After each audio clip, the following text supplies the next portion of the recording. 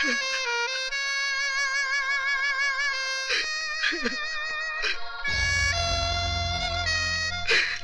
are under arrest.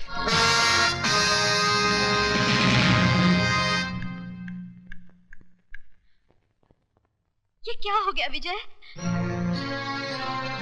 तुम बोलते क्यों नहीं विजय? विजय! बेटे, मैं तुम्हारे माँ बाप और भाई की जिंदगियां तो वापस नहीं ला सकता, लेकिन मैं पूरी कोशिश करूंगा कि तुम्हें बेगुनाही की सजा न भुगतनी पड़े। योर ऑनर, ये मुकदमा झूठा है, बेबुनियाद है, मनगढ़ंत है। कोई भी बेटा अपनी माँ की जान नहीं ले सकता, अपने बाप की सांसें नहीं छीन सकता, अपने छोटे भाई को कफन नहीं पहना सकता। योर ऑनर, हर हादसे के पीछे कोई सबब होता है, कोई वजह होती है, और यहां तो कोई वजह भी नहीं है। फिर विजय श्रीवास्तव अपने माँ बाप और भाई का खून क्यों करेगा? इसलिए मैं अदालत से दरखास्त करता हूं कि मेरे मुवक्किल के खिलाफ सारे इल्जामात वापस लिए जाएं और इन्हें बाइज्जत बरी किया जाए। That's all your honour. My lord, अपने मुवक्किल के लिए दलीलें पेश करते करते मिस्टर सक्सेना का गला भराया, आंखें नम हो गई। मैं उन्हें यह बताना चाहूंगा मिलॉर्ड कि अदालत में ना तो आंसुओं की कोई कीमत है और ना ही जज्बातों की कोई कद्र। लिहाजा हकीकत को अफसाना बनाकर ना पेश किया जाए, हकीकत को हकीकत ही रहने दिया जाए। और हकीकत यह है कि जिस बारूद के ढेर से 3 बेगुनाहों की जानें गईं, वो बारूद कहां पाया गया? विजय श्रीवास्तव के बैग में। वो बारूद जो हाईली एक्सप्लोसिव क्वालिटी का था, किसी पटाखे की दुकान से नहीं लाया गया था योर ऑनर, बल्कि मिस्टर त्रिकाल की ऑर्डिनेंस फैक्ट्री से लाया गया था, जिसके गोदाउन के इंचार्ज और कोई नहीं, विजय श्रीवास्तव थे। क्या अब भी ये बताना बाकी रह गया है कि ये आदमी अपने माँ बाप और भाई की मौत का जिम्मेदार है? मिलॉर्ड, अब मैं अदालत के सामने एक ऐसा गवाह पेश करूंगा जो सबकी जबान पर ताला लगा देगा।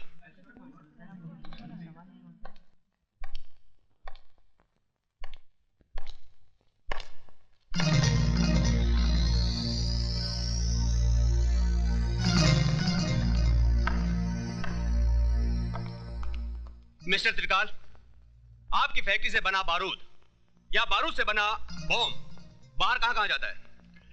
जहां गवर्नमेंट की सप्लाई का ऑर्डर होता है। ये बारूद किसकी निगरानी में बाहर जाता है? सुपरवाइजर की। सुपरवाइजर के अलावा और कोई आदमी है? जी कोई नहीं। आपकी फैक्ट्री का सुपरवाइजर है कौन? इसका मतलब ये तो नहीं कि विजय ने खुद अपने घर वालों को। आप सिर्फ हाँ या ना में जवाब दीजिए। उस वक्त हमारी फैक्ट्री के सुपरवाइजर मिस्टर विजय श्रीवास्तव थे। This point should be noted my lord कि फैक्ट्री से बारूद का बाहर आना जाना मिस्टर विजय श्रीवास्तव की देखरेख में होता था, सिर्फ इनकी ही निगरानी में होता था। ये बारूद सिर्फ 28 अप्रैल को ही फैक्ट्री से बाहर नहीं लाया गया था, बल्कि 7 मार्च और 3 अप्रैल को भी लाया गया था। I object your honour. Public prosecutor साहब मेरे मुवक्किल के खिलाफ झूठ मूठ की कड़ियां जोड़ते जा रहे हैं। मैं कोई कड़ी नहीं जोड़ रहा हूं मिलॉर्ड, बल्कि कड़ियां खुद ब खुद अपने आप जुड़ती चली जा रही हैं। जज साहब, अगर मुझे फांसी पे लटकाना है तो लटका दीजिए, लेकिन मुझ पर झूठा इल्जाम मत लगाइए। इल्जाम झूठा या सच्चा, इसका फैसला करेगी अदालत, जिसके सामने यह जाहिर हो गया है कि विजय श्रीवास्तव आतंकवादियों को बारूद सप्लाई किया करता था, और यह है वो बैग जिसमें वो बारूद छिपाकर आतंकवादियों को पहुंचाने ही वाला था कि वक्त से पहले बारूद फट गया, एक धमाका हुआ और 3 जिंदगियों का खेल खत्म हो गया। मिलॉर्ड, जिस तरह एक चोर का साथी भी चोर होता है, उसी तरह टेररिस्ट को बारूद सप्लाई करने वाला भी टेररिस्ट है, टेररिस्ट है, टेररिस्ट है।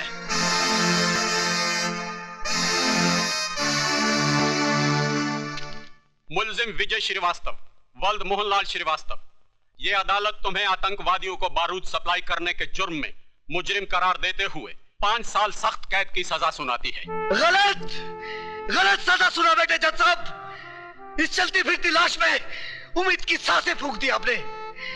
माँ बाप और भाई की मौत के बाद जीने की चाहत ही खो दी थी मैंने, लेकिन अब जीऊंगा इस इंतजार में कि ये 5 साल का वक्त कब गुजरेगा, ताकि उस दरिंदे को ढूंढ सकूं जिसने मेरे माँ बाप के खून से मेरा मुकद्दर लिखा है।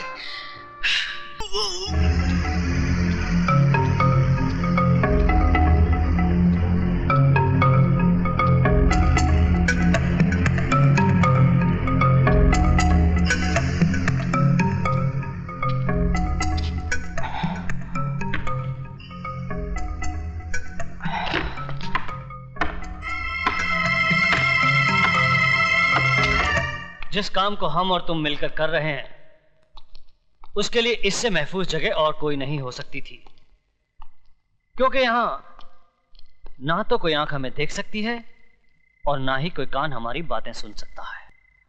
मैंने अपना काम कर दिया। उम्मीद है आप भी अपना वादा जल्द ही पूरा करेंगे। हेलो, मैं यशवंत देशमुख बोल रहा हूं। Yes sir. हमारा काम हो गया है। विजय श्रीवास्तव यहां से जेल के लिए निकल चुका है। बाकी तुम जानते हो तुम्हें क्या करना है।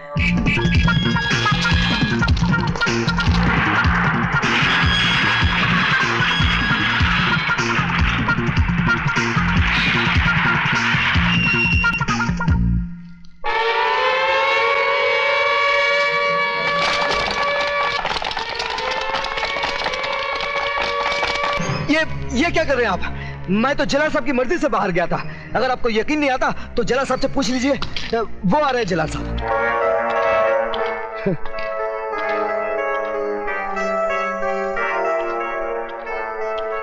जला साहब, इन्हें जरा सच्चाई बता दीजिए। बंद कर दो इसे। हरामजादे, मैं तुझे जिंदा नहीं छोड़ूंगा।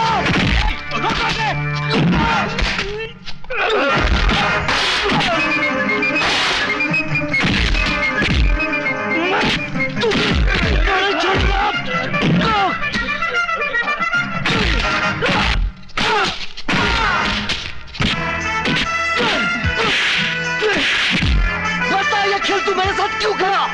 क्यों खेला? क्यों खेला? मैं तेरा खून पी जाऊंगा। मैं तेरा खून पी जाऊंगा। मैं तेरा खून पी जाऊंगा।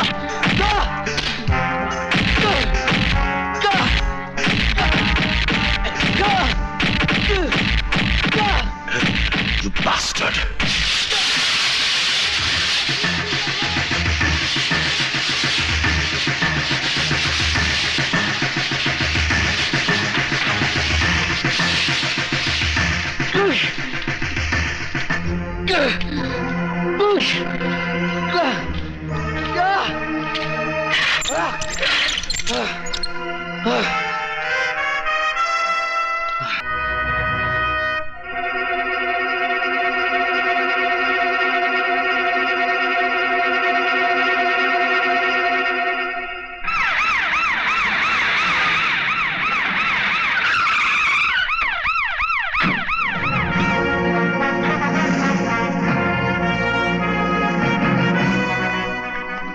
Welcome, Yashwant Rao Deshmukh here. Nice meeting you.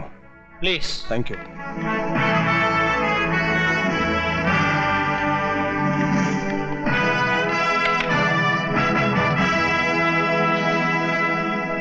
Yashwant Deshmukh, आप जानते हैं कि मैं शहर में क्यों आया हूं?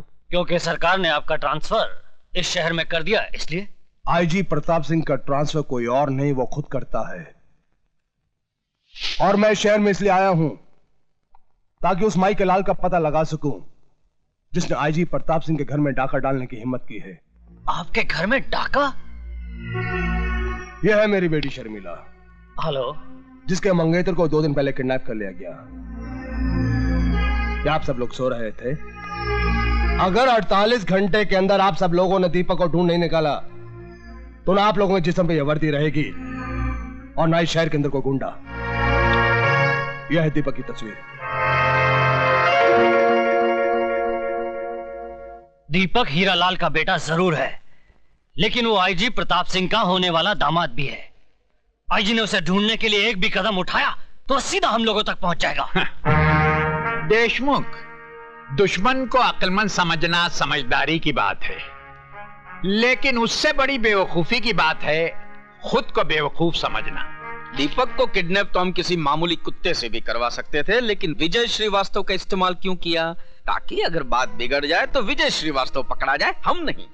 अब फिर आईजी प्रताप सिंह जिस रास्ते पर भी कदम रखेगा उसकी मंजिल होगी विजय श्रीवास्तव, त्रिकाल नहीं। इसलिए जब तक हीरालाल जेल से बाहर आकर हमें वो पेपर्स नहीं देता तब तक पुलिस वाले का दामाद मुजरिमों की जेल में ही रहेगा, समझे देशमुख?